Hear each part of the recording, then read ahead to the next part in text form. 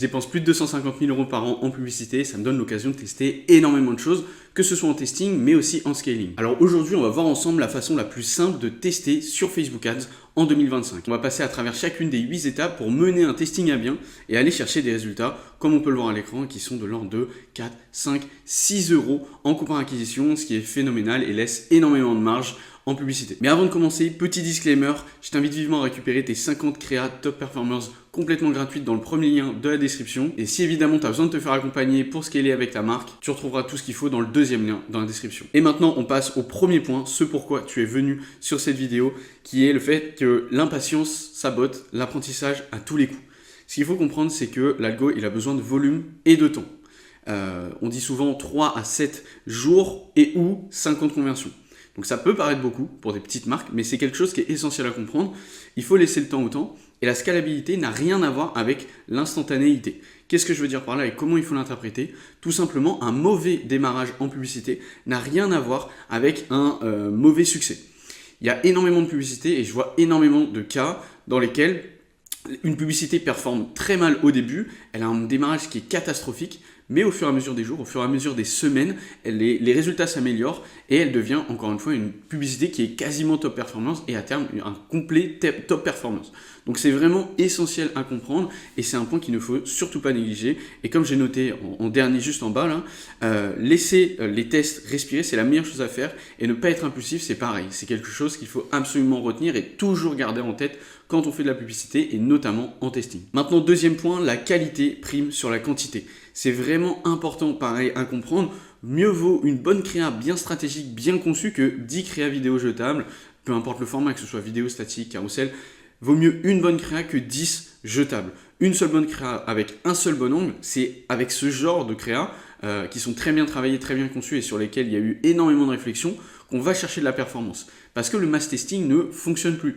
On perd énormément, à faire du mass testing, on peut perdre énormément d'argent. Et c'est énormément, et ça arrive beaucoup en fait. Il y a beaucoup de marques qui se trompent là-dessus, qui se disent que testing c'est quantité sur quantité, alors que c'est vraiment la qualité qui prime. Certes, il faut faire un petit peu de quantité, surtout quand on a des bons budgets, on a envie que le testing il aille vite, fort, mais toujours privilégier la qualité à la quantité. Et il faut absolument investir dans un bon message, de bonnes social proof, donc de bonnes preuves sociales et de bonnes offres avec les bons angles. Maintenant, troisième point, la planification est la clé. Alors tu vas me dire, ok, qu'est-ce qui me raconte celui-là? Là, on parle de publicité, on parle de testing, mais il y a quelque chose qui est vraiment à comprendre là-dedans, je le dis à chacun des points, mais c'est essentiel à comprendre. Les marques qui improvisent sont celles qui stagnent, voire qui régressent en publicité. Et c'est vrai même de manière générale en e-commerce. Et il faut vraiment travailler sur son objectif. Quel est l'objectif derrière? Quelle est la cible? Et surtout, quelles sont les métriques de succès? Et tu vas me dire, ok, le ROS, je veux un bon ROS, je veux des coûts par acquisition qui sont excellents. Ok, c'est normal, mais c'est des métriques qui sont assez générales. Et encore une fois, chaque marque e-commerce a ses propres métriques de succès et c'est hyper important à prendre en compte. Et un plan clair, c'est un scaling qui sera facile. Et des marques, pour revenir juste 2 secondes sur les métriques de succès, il y a beaucoup de marques qui ont des réachats qui sont énormes. Elles ont derrière des lifetime value qui sont phénoménales. Donc évidemment, leurs coûts par acquisition, ils peuvent être plus grands puisqu'ils savent que derrière, à long terme, ils vont être rentables en publicité. Ce n'est pas le cas pour d'autres marques. Donc, encore une fois, c'est une subtilité ici que j'ai vraiment envie de mettre en perspective, qui est énorme et qui doit absolument être prise en compte quand on fait du testing et quand on fait de la publicité de manière générale. Et juste pour revenir dernièrement et conclure là-dessus, un plan clair, je le redis une dernière fois, mais c'est un scaling qui sera facile à long terme. Et ces 3 premiers points, ça m'amène au 4e directement, qui est, je pense, un des plus importants sur les 8 qu'on va voir ensemble aujourd'hui, c'est le fait de commencer par les 20%. En testing, on peut faire énormément de choses. On peut aller à droite, à gauche et il y a énormément de choses à faire en testing, évidemment. Mais il faut absolument commencer par les 20%. Commence, et c'est le meilleur conseil que je puisse te donner, parce qu'il y a le plus d'impact. Utilise la loi de Pareto. Commence par les 20% qui vont t'apporter les 80% de résultats.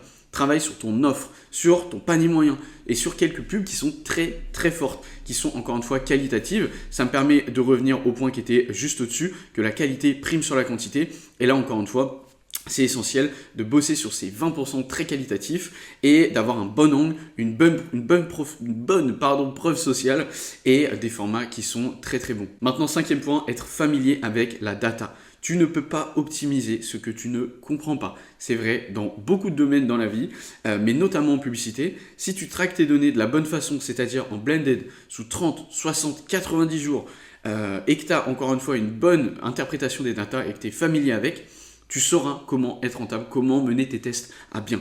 Un bon ROS n'a rien à voir avec une rentabilité réelle. Il y a énormément de choses qui ne sont pas prises en compte. J'en ai parlé plein de fois sur cette chaîne, plein de fois sur des formats short, mais le ROS est un indicateur qui n'est que partiel. Il est bon dans certains cas, mais il n'est que partiel.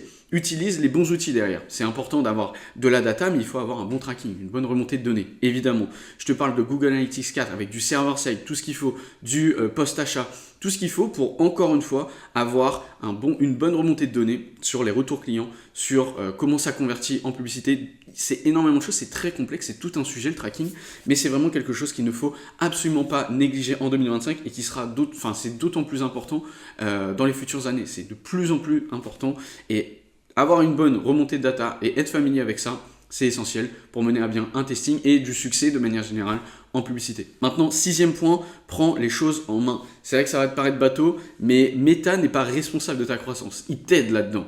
C'est qu'un outil pour justement aller chercher de la croissance. Par contre, toi, tu es responsable vraiment de la croissance de ta marque, de ta boîte et de ton entreprise qui fait de la publicité. L'algo n'a pas toutes les solutions. C'est vraiment quelque chose qu'il faut comprendre. L'algo, c'est une machine. C'est quelque chose qui répète très bien ce qu'on lui a donné et ce qu'on lui donne à faire.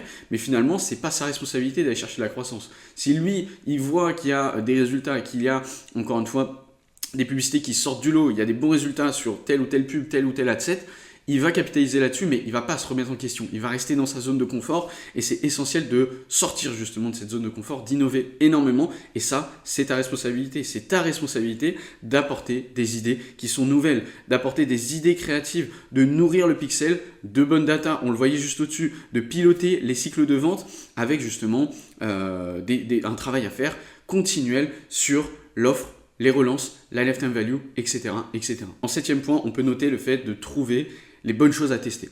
Le scaling et le testing ne découlent quasiment que de bonnes découvertes. C'est vraiment important à comprendre. Donc chaque semaine, il faut mettre un système en place qui permet de trouver une nouvelle idée à tester. Que ce soit un nouvel angle, que ce soit un nouveau bundle, un nouveau format, un nouveau style publicitaire, un nouveau ton.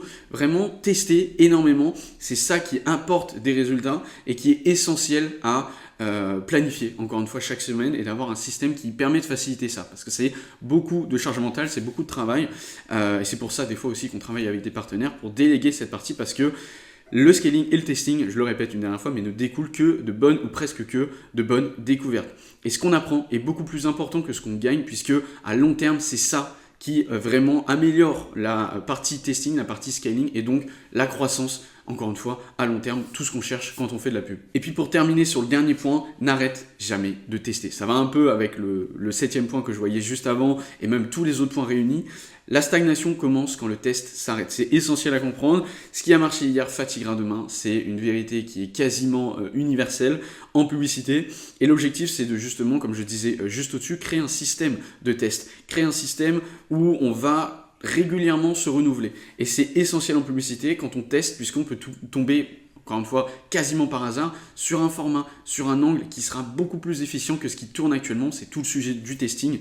Et l'apprentissage en continu, je vais terminer là-dessus, est quasiment égal à un succès quasiment garanti. Donc avec tout ça, maintenant tu sais comment faire de la publicité, comment tester. Je t'invite vivement à t'abonner et à me donner ton avis sur ce genre de format en commentaire. Moi j'apprécie beaucoup le format iPad comme ça. Je peux même ajouter des notes, enfin, c'est génial et j'espère que ça te plaît beaucoup.